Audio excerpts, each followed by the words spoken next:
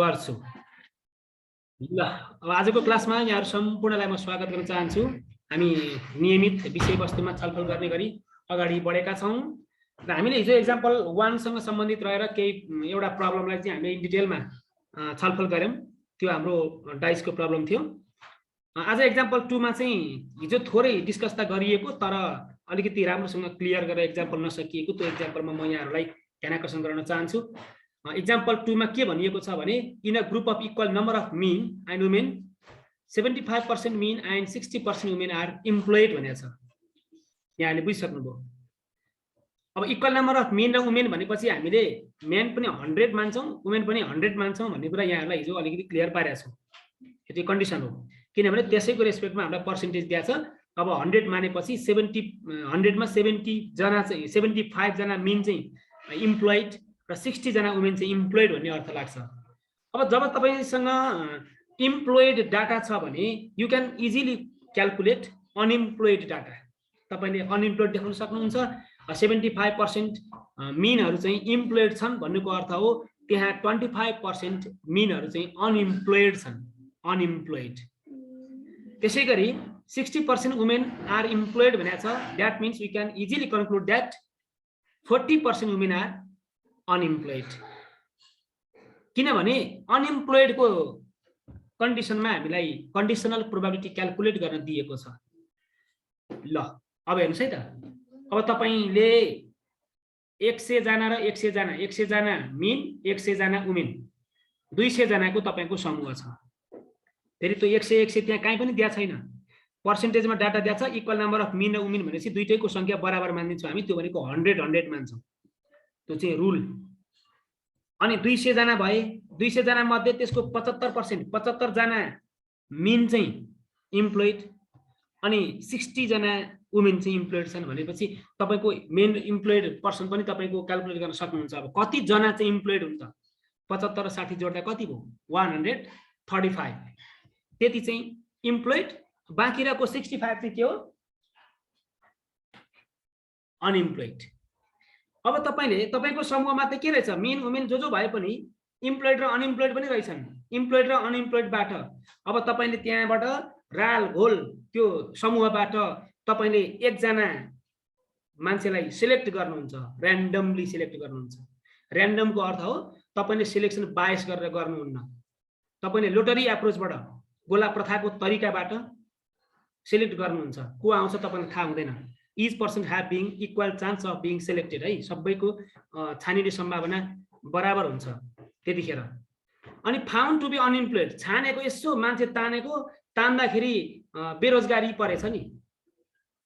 बेरोजगारी परेछ भने अब तपाई हामीलाई के थाहा छैन भने त्यो बेरोजगारी पर्सन अनइम्प्लोइड पर्सन सिलेक्ट गर्दा त्यो मेनबाट पर्यो कि वुमेनबाट पर्यो भन्ने कुरो चाहिँ थाहा छैन के।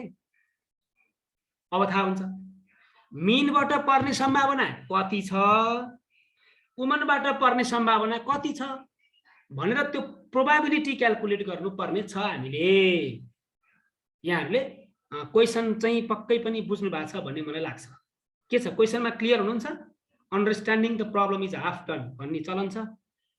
हजुरहरुले यसमा के इन्फर्मेसन दियो के काम गर्यौ एक्सपेरिमेन्ट कस्तो रह्यो अनि एक्सपेरिमेन्टबाट हामीले के निकाल्न खोजेको छौं भन्ने कुरा चाहिँ त्यो चाहिँ क्लियर हुनुपर्छ। प्रश्न बुझौं साथीहरु गम्भीर बनिकन रे। के दियो के निकाल्ने बुझिकन कुन सूत्र लाग्छ होला ध्यान दिई लगाउनु। कुन कन्डिसन एप्लाई हुन्छ होला ध्यान दिई लगाउनु। त्यति कुरो क्लियर भएपछि त सरल गरेपछि उत्तर देखिन्छ। उत्तर देखाउनु भन्ने एउटा सानो अब रमाइलो गरे। अब तपाईले सबभन्दा पहिला त के छ प्रब्लम दिया छ। So we can notify them.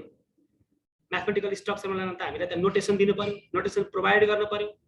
भनेपछि हामीले केही नोटेसनहरु इम्प्लाई गरेका छौं। त्यहाँ यम ले चाहिँ मेन वर्करलाई जनाउँछ। डब्ल्यू ले चाहिँ वुमन वर्करलाई जनाउँछ। ई ले चाहिँ इम्प्लोइड पर्सनहरुलाई जनाउँछ। इम्प्लोइड पर्सन भन्ने बित्तिकै त्यो म्यान वुमेन त्यो सबै छन् है। फेरि त्यो 75% र 60% त्यहाँ छन्। त्यो चाहिँ ई हो। अनि यु भने चाहिँ अनइम्प्लोइड हो। अनइम्प्लोइड त्यहाँ चाहिँ 25% र 40% पर्छन्। त्यहाँ चाहिँ मेन वुमेन सबै पर्छन्। कमन छन् त्यहाँ भने अब हामीले एकजना छान्दा त्यो अनइम्प्लोइड चाहिँ पर्यो, त्यो चाहिँ थाहा भयो भने त्यो मेनबाट पर्ने चान्स कति होला, वुमनबाट पर्ने चान्स कति होला भन्ने कुरालाई चाहिँ हामीले क्लियरली डिफाइन गर्न खोजेका छौँ।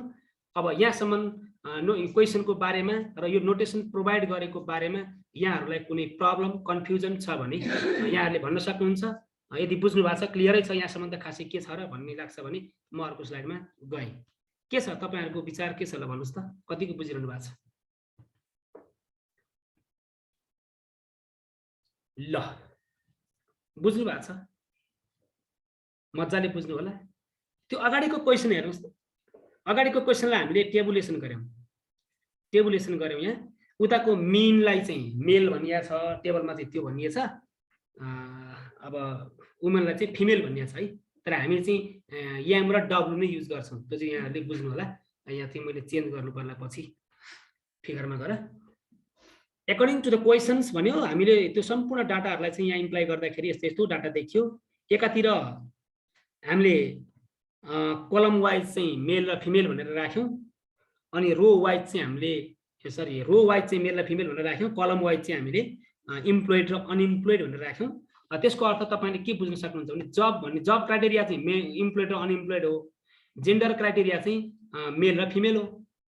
हेर्नुहोस् त, त्यसो भए हामीले टोटलमा चाहिँ के मानेका छौँ भने 75% इम्प्लोइड भनेको कारण हामीले 75 लेख्यौँ, अनि 25% चाहिँ अनइम्प्लोइड के अरे अनइम्प्लोइड भनेरलाई हाम्रो चाहिँ 25 राख्यौँ, टोटल चाहिँ 100 भनेर हामीले अगाडि सपोजिसन गरेका छौँ। भनेपछि मेलमा जम्मा 100 मध्ये 75 चाहिँ इम्प्लोइड, 25 चाहिँ अनइम्प्लोइड छन् भन्ने कुरा क्लियर भयो। अब वुमेनमा जानुहोस् त, 60% चाहिँ हाम्रो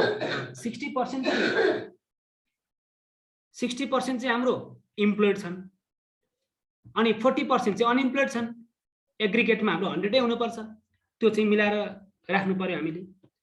अब तपाईँले इम्प्लोइडको क्राइटेरियामा जोड्नुहोस् त, इम्प्लोइड कति छन् त भन्दा 135 छन्, अनइम्प्लोइड कति त भन्दा 65 छन्, टोटल हाम्रो 200 भइहाल्यो। यो चाहिँ हाम्रो क्वेसन अनुसारको डाटा ट्याक्क ठिक्क पारेर राख्या। अब यहाँहरूलाई मैले स्लोली अगाडि लान्छु। फ्रम क्वेसन के भनेको छ त, when a person is selected at random, त्यही क्वेसन भनेको नि त, क्वेसनमा त त्यही भनेको छ, and found to be unemployed, एकजना मान्छे छान्दा त्यो चाहिँ अनइम्प्लोइड पर्यो, बेरोजगारी पर्यो। So the given event for us is U, त्यो भने त यु छान्या हो नि त, हामीले यु छान्या हो। अब वी निड टु फाइन्ड, के पत्ता लगाउने, अनइम्प्लोइड छान्दा अनइम्प्लोइड आयो भन्ने कन्डिसन हाम्रो लागि गिभन कन्डिसन भयो। त्यो मेल र फिमेल कतापट्टि पर्यो, मेन र वुमेनमा कतापट्टि पर्यो भन्ने चाहिँ त्यो चाहिँ अनइम्प्लोइड पर्यो भन्ने कुरा चाहिँ प्री इन्फर्मेसन छ हाम्रो, त्यो चाहिँ अलिकति एनालाइसिस त गर्नुपर्छ। यहाँ चाहिँ a person is selected at random and found to be unemployed भने त हाम्रो सुरुमा प्री कन्डिसन चाहिँ के हो, प्री कन्डिसन हामीले छानेको व्यक्ति अनइम्प्लोइड छ। So the set U is given for us, set U is given for us, U चाहिँ गिभन कन्डिसन भयो। अब कन्डिसनल डिफाइन गर्न गइरहेको छौँ, हामी के भन्थ्यौँ, conditional probability of the event A given the event B भन्थ्यौँ नि। अनि यहाँ त मिनको निकाल्नु पर्यो भने के भन्ने, अब conditional probability of men that is M given U भन्यो, गिभन द इभेन्ट यु। अर्कोको लागि के भन्छ अब हामी, conditional probability of women that means W given the event U भनेर हामीले क्यालकुलेट गर्नुपर्ने भएको हुनाले त्यो नोटेसन दिउँ। हामीले निकाल्नु पर्ने आईमा probability of m/u, that means conditional probability of mean given the person is unemployed, conditional probability of women given the condition is unemployed, यो निकाल्छौं। अब conditional probability का आधारमा त conditional probability का आधारमा त हामीलाई फर्मुला मजासँग थाहा छैन र, मजासँग थाहा छ नि त। कन्डिसनल प्रोबेबिलिटी m/u भने त के हो, m इन्टरसेक्सन u, अनि यो गिभन इभेन्ट जुन छ त्यही pu भयो। यसमा त पक्कै पनि यहाँहरु कन्फ्युजन हुनुहुन्न भन्ने लाग्छ कन्डिसनलको डेफिनेसन बुझ्नु भएको छ भने। अनि pw conditional probability of w given the event u भने चाहिँ के हो, इन्टरसेक्सन त्यो दुईटैको भइहाल्यो। अनि यहाँ चाहिँ प्रोबेबिलिटी अफ यु चाहिँ गिभन कन्डिसन छ। यो फर्मुलामा के यहाँहरु दुविधामा हुनुहुन्छ? ल कन्फर्म भनिदिनुस् त ल। छलफल गरौँ, छलफल गर्दा के फरक पर्ला हैन? All of you clear or not? Please tell me है।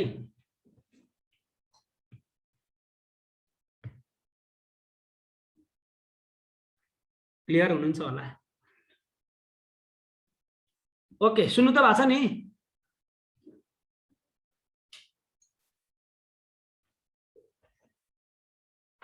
पन्ध्र जना हुनुहुन्छ, म एक्लै कराएको त होइन होला। अब हेर्नुस् त, अब इन्टरसेक्सन निकाल्नु। अब यहाँ हेर्नुस् न, अब यो निकाल्न पर्ने हो हामीलाई। अब यो त निकाल्न सक्छौं नि त हामी, इन्टरसेक्सनको भ्यालु त निकाल्न सक्छौं नि यस्तो डाटामा। इन्टरसेक्सनको प्रोबेबिलिटी क्याल्कुलेट गर्नु भनेको त इन्टरसेक्सनको जम्मा संख्या जति छ त्यसलाई एनएसले डिभाइड गरिदिनु त हो नि। किनकि हाम्रो फर्मुलामा के निकाल भनेको छ यहाँ हेर्नुस् त, इन्टरसेक्सन एम इन्टरसेक्सन यु र डब्ल्यू इन्टरसेक्सन यु निकाल्ने हो नि त। तसर्थ अब तपाई हामीले के निकाल्दै छौं त भन्दा यो निकाल्दै छौं। यो भने त के हो? प्रोबेबिलिटी अफ यम इन्टरसेक्सन यु भने। यम इन्टरसेक्सन यु भने के हो? त्यो मान्छे मिन हुनु पर्यो र अनइम्प्लोइड हुनु पर्यो हो। त्यसको लागि चाहिँ अब यहाँ हामीले हेर्नुस् त, यो फर्मुला त डाइरेक्ट प्रोबेबिलिटीको क्लासिकल डेफिनेसन हो। यो पी एम इन्टरसेक्सन यु भनेको यन यम इन्टरसेक्सन यु इन्टरसेक्सनमा पर्ने संख्यालाई डिभाइडेड टोटल नम्बर अफ पर्सनहरुले डिभाइड गर्दियो भने आउँछ नै। अब यो 25 चाहिँ कहाँबाट आयो त? यम इन्टरसेक्सन यु चाहिँ कहाँबाट आयो भन्दा अगाडि हेर्नुस्, यम इन्टरसेक्सन यु भनेको टेबल बनाएको कति सजिलो तरिकाले चाहिँ हेर्नुस् त। यम इन्टरसेक्सन यु भनेको मेलको अनइम्प्लोइड भने हो। मेलको यहाँ यम छ, यहाँ हेर्नुस् है, यहाँ यम छ। अनइम्प्लोइड भनेपछि यतापट्टि आउनुस्, यो ग्रुपमा यो अनइम्प्लोइड हो, देखिरहनु भएको छ। मेलको अनइम्प्लोइडको साझा भ्यालु कुन हो त? 25 हो नि त। त्यो त कमन हो नि। मेलतिरको अनइम्प्लोइड 25 भनेपछि त्यो मेलतिरको अनइम्प्लोइड कति जना रहेछन् त? 25। त्यसको प्रोबेबिलिटी कति त भन्दा 25 लाई टोटल स्याम्पल स्पेसको भ्यालु त 200 हो नि त जम्मा त। 25 डिभाइडेड बाइ 200 भनेर आएको। त्यहाँबाट हेर्नुस्, क्याल्कुलेट गर्नुस्, 1/8 आउँछ। त्यसैगरी अर्को हेरौं, डब्लु इन्टरसेक्सन यु हेरौं। उमेनतिरको अनइम्प्लोइड हेर्ने हो, कति जना छन् त भन्दा फिमेलतिरको यहाँ हेर्नुस्, यो डब्लु अनि अनइम्प्लोइड भने यो हो। त्यसमा पर्ने रो चाहिँ भ्यालु कुन हो त? 40 हो नि त। त्यो चाहिँ इन्टरसेक्सनमा पर्यो, डब्लु र यु को इन्टरसेक्सनमा पर्यो। तसर्थ त्यसको प्रोबेबिलिटी कति त भन्दा 40 डिभाइडेड बाइ 200 एनएसले डिभाइड गर्ने हो। त्यही तरिकाले तपाईको गर्दा यु आयो, 1/5 आयो।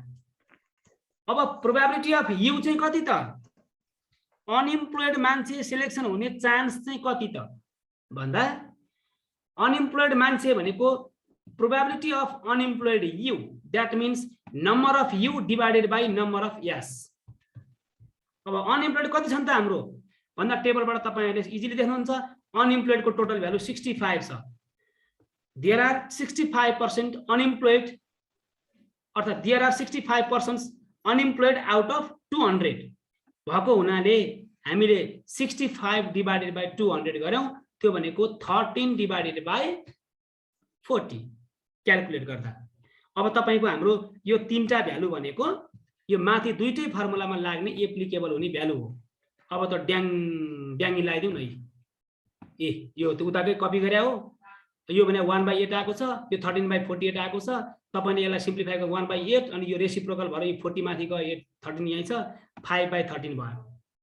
अनि तपाईको यो पनि त्यस्तै हो, यो डिभाइडेड बाइ यो भरि भयो अनि यसलाई रेसिप्रोकल गर्दाखेरि तपाईको 8/13 आयो। भनेपछि यसरी हामीले कन्डिसनल प्रोबेबिलिटीलाई एप्लिकेसन गर्न सक्दा रहेछौं भन्ने कुरा चाहिँ यहाँ क्लियर पार्न खोजेको हो। यो आन्सर सँगसँगै हाम्रो यसको सोलुसन क्लियर हुन्छ। अब हजुरहरूले कतिको बुझ्नुभयो, कहाँनिर प्रब्लम भयो, यो प्रब्लममा त्यो हजुरहरूले फ्र्याङ्कली भनिदिनु होला। त्यति भनिसकेपछि म अर्कोमा जानेछु। कतिको बुझ्नु भयो होला त्यो चाहिँ भन्नुहोस् है साथीहरु। ल तपाईले अब स्लाइड पाइरहनु भएको छ, सबै हेर्नु हो भने खासै गाह्रो छैन, कुरा चाहिँ बुझ्नु पर्यो, कुरा बुझ्नु पर्छ।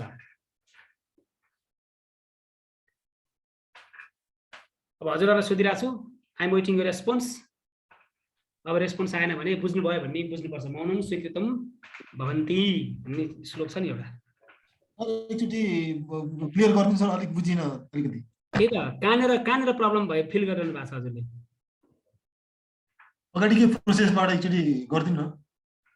ल ठिक छ, प्रोसेसबाट भन्नाले अब तपाईँले क्वेसन बुझिहाल्नुभयो। मैले सरसर्ती भने क्वेसन यहाँले हेरिरहनु भएको छ। हामीमा अब महिला र पुरुषको कामदारहरूको समूह छ। त्यहाँ चाहिँ इक्वल नम्बर अफ पुरुष एन्ड महिलाज आर देयर। अनि पुरुष मध्येको 75% चाहिँ इम्प्लोइड, रोजगार भएका, जागिर भएका, बाँकी रहेको 25% चाहिँ जागिर नभएका, अनइम्प्लोइड। महिलाहरू मध्ये पनि 100 जना भनेर मानेको छौँ हामीले। इक्वल नम्बर भएको हुनाले 100 मान्छौँ, पर्सेन्टेजमा डाटा भएको हुनाले भनेर हामीले क्लियर गरेका छौँ। अनि 60% चाहिँ जागिर भएका र बाँकी रहेको 40% वुमेनहरूमा चाहिँ जागिर नभएका, अनइम्प्लोइड छन् भनियो। त्यहाँसम्मको कन्डिसन चाहिँ त्यो हो। महिला र पुरुषहरूको समूहमा जागिरे र नजागिरेहरू त्यहाँ छन्। अब तपाईले एकजना व्यक्तिलाई र्यान्डमली सिलेक्ट गर्नुहुन्छ, तोक्नुहुन्छ। तपाईलाई ती मध्येबाट एकजना मान्छे चाहियो के, एकजना मान्छे मात्र तपाईले छान्नुहुन्छ। अब त्यो एकजना मान्छे तपाईले छान्नुभयो, छानिसकेपछि त्यो मान्छे यदि जागिर नभएको पर्यो भने त्यो जागिर नभएको मान्छे पुरुषबाट छानिने सम्भावना कति होला, महिलाबाट छानिने सम्भावना कति होला, क्याल्कुलेट गर्नुहोस् भनेर भनेको। यहाँसम्ममा यहाँहरू क्लियरै हुन्छ भन्ने आशा छ प्रब्लममा चाहिँ। अब यमलाई चाहिँ हामीले मेन वर्कर भनेर मान्यौँ, डब्ल्युलाई चाहिँ हामीले वुमन वर्कर भनेर मान्यौँ, ई चाहिँ इम्प्लोइडको सेट अर्थात् इभेन्ट भनेर मान्यौँ, यु चाहिँ अनइम्प्लोइडको सेट भनेर मान्यौँ। यहाँसम्म त नोटेसन दिया हो। अब यही कुरालाई हामीले के गर्यौँ, टेबलबाट सजिलोसँग क्लियर हुने तरिका खोज्यौँ। अनि एकातिर जेन्डर बेसिसमा क्लासिफाई गर्यौँ, एकातिर इम्प्लोइमेन्टको बेसिसमा हामीले क्लासिफाई गर्यौँ। त्यो मध्ये गिभन डाटामा चाहिँ के छ भने मेलहरूमा 75% इम्प्लोइड भन्ने हुनाले 75 लेख्यौँ, नम्बरमा कन्भर्ट गरेर यो चाहिँ 25 लेख्यौँ। अनि टोटल 100%मा चाहिँ 75% चाहिँ इम्प्लोइड अनि 25% चाहिँ अनइम्प्लोइड भनेर हामीले 100 सपोज गर्यौँ। अनि इक्वल नम्बर भन्ने हुनाले यहाँ महिलातर्फ पनि 100 हुने भयो, त्यसमा पनि 60% वुमेनहरू चाहिँ इम्प्लोइड भने हुनाले 60% out of 100 60% is equal to 60। So 60 यहाँ तपाईँले 40 आएको बुझ्नुभयो, त्यो चाहिँ अनइम्प्लोइड भयो। अनि तपाईँले रो वाइज र कलम वाइज टोटल गर्नुहुन्छ। मेलको यो फर्स्ट कलम एड गरिदिनु भयो भने 100 पाउनुहुन्छ, फिमेलको यो सेकेन्ड कलम भने मैले अघि यो फर्स्ट रो हो यो, अनि यो सेकेन्ड रो एड गरिदिनु भयो भने तपाईँको यो 100 आउँछ, त्यो त क्लियर भयो। अनि तपाईँको कलम वाइज एड गर्नुभयो भने इम्प्लोइडको सङ्ख्या तपाईँले महिला र पुरुषको इम्प्लोइड जोड्नुभयो भने 135 चाहिँ इम्प्लोइड हुँदो रहेछ। त्यसै गरी अनइम्प्लोइडमा तपाईँले अनइम्प्लोइड पर्सन महिला र पुरुषको जोड्नु भयो भने 65 आउँदो रहेछ। अनि तपाईँको यो 135 र 65 जोड्दा पनि तपाईँको 200 चाहिँ अभियसली आउनुपर्छ। यो चाहिँ क्वेसनलाई टेबुलेसन गरेर अलिकति इजी बनाएको। अब यसमा अब तपाईँले एकजना व्यक्ति छान्नुहुन्छ, तपाईँले छानेको व्यक्ति बेरोजगार पर्यो, that is you have selected you, that is given condition. तपाईँले छानेको मान्छे यु भइसक्यो भने त्यो मेलबाट पर्ने सम्भावना कति त भन्दा कन्डिसनल प्रोबेबिलिटी अफ यम गिभन द इभेन्ट यु भनेर लेख्ने हो। अब यहाँ तरिका तपाईँले मेलको प्रोबेबिलिटी निकाल्न खोजिरहनु भएको छ, मेलको प्रोबेबिलिटी निकाल्न खोजिरहनु भएको छ जहाँ हाइलाइट गरेकोमा। अनि तपाईँको मेलको प्रोबेबिलिटी क्याल्कुलेट गर्दा पनि तपाईँको हुनुपर्ने कन्डिसन चाहिँ के छ, गिभन कन्डिसन चाहिँ यु छ, अनइम्प्लोइडै हुनु पर्यो नि त्यो त फेरि। त्यही भएर conditional probability of M divided by होइनस् गिभन द इभेन्ट यु, हैन। अनि conditional probability of W given the event U, यो कन्डिसन भयो। अब हामीलाई त बाई कन्डिसनल प्रोबेबिलिटीको डेफिनेसन अनुसार त यो फर्मुला त हामीलाई थाहा छ नि त। कन्डिसनलमा हामीले 2 दिन लाएर मजासँग त्यो फर्मुलाको बारेमा डिस्क्राइब चाहिँ गरेका छौँ। अनि कन्डिसनल प्रोबेबिलिटी लगाइदिनु भयो भने त फर्मुला त यही हो नि। यो तलपट्टि गिभन कन्डिसनको लागि चाहिँ हामीले यहाँ डिभाइड गरिदिन्छौँ भनेर अस्ति नै भने हो। यसको भ्यालु नन जिरो हुनुपर्छ, त्यो चाहिँ लेखेको छैन। अनि तपाईँले यसको लागि त यो निकाल्नु परेन, यो पनि निकाल्नु पर्यो, यो पनि इन्टरसेक्सनको भ्यालु निकाल्नु पर्यो, यो पनि निकाल्नु पर्यो।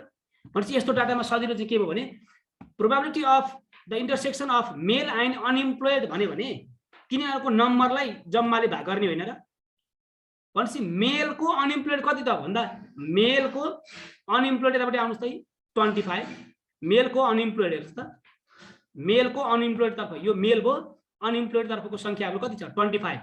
अनि यसको इन्टरसेक्सन कति भयो त probability of M intersection U is equal to 25 divided by 200, टोटल त त्यही हो। त्यसै गरी तपाईँको अर्कोमा मैले एकैचोटि भने probability of W intersection U निकाल्ने भयो भने W इन्टरसेक्सन U यो भने कति छ त 25 सरी 40 छ, 40 डिभाइडेड बाई 200 हुने भयो। अनि प्रोबेबिलिटी अफ U पनि चाहिएको छ हामीलाई फर्मुलामा। प्रोबेबिलिटी अफ U भने त टोटल U कति त 65 हो, अनि 65 डिभाइडेड बाई 200 भयो। भनेपछि अब तपाईँले त्यसलाई फर्मुलामा सर राख्दाखेरि तपाईँले यी भ्यालुहरू पाउनु भएको छ। यो भ्यालुहरू पाउनुभयो, पाइसकेपछि तपाईँले माथिको फर्मुलाबाट ट्याक्क राखिदिनु भयो।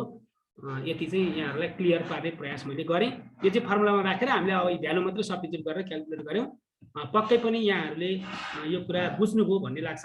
तपाईँको बेरोजगार पर्ने सम्भावना यो मेलको कम अनि फिमेलको बढी आयो। किनभने नि बेरोजगारको सङ्ख्या हाम्रो पुरुषको भन्दा महिलाहरूको बढी छ, त्यही भएर त्यसको भ्यालु 8/13, 5/13 मा त 8/13 चाहिँ ठुलो हो नि त। क्लियर हुनुहुन्छ नि?